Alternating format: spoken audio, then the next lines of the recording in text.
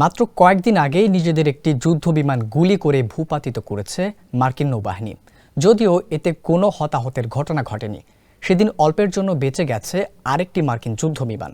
লোহিত সাগরে থাকা মার্কিন যুদ্ধজাহাজ ইউএসএস গেটিসবার্গ থেকে ছোড়া দ্বিতীয় ক্ষেপণাস্ত্রটি নৌবাহিনীর FA-18 সুপার হার্নেট জঙ্গি বিমানের পিছু নেয়। এই সময় জঙ্গি বিমানটি বিমানবাহিনীর রণতরী হ্যারি এস ট্রুম্যানের অবতরণের জন্য প্রস্তুতি নিচ্ছিল। ঠিক সে সময় একটি ভূমি থেকে আকাশে নিক্ষেপযোগ্য SM-2 ক্ষেপণাস্ত্র জঙ্গি বিমানটির 100 ফুট দূরত্বে চলে আসে। বিষয়টি টের পাওয়ার সঙ্গে সঙ্গে পাইলট ক্ষেপণাস্ত্রটিকে দ্রুত গতিতে পাশ কাটিয়ে যায়।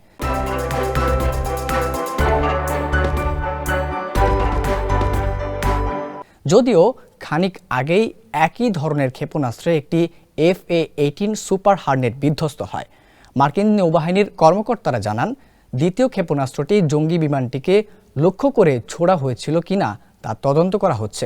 এ সময় ক্ষেপণাস্ত্রের লক্ষ্যবস্তু নির্দেশক সক্ষমতা বন্ধ ছিল কিনা তাও তদন্ত করা হবে বলে জানায় নৌবাহিনী।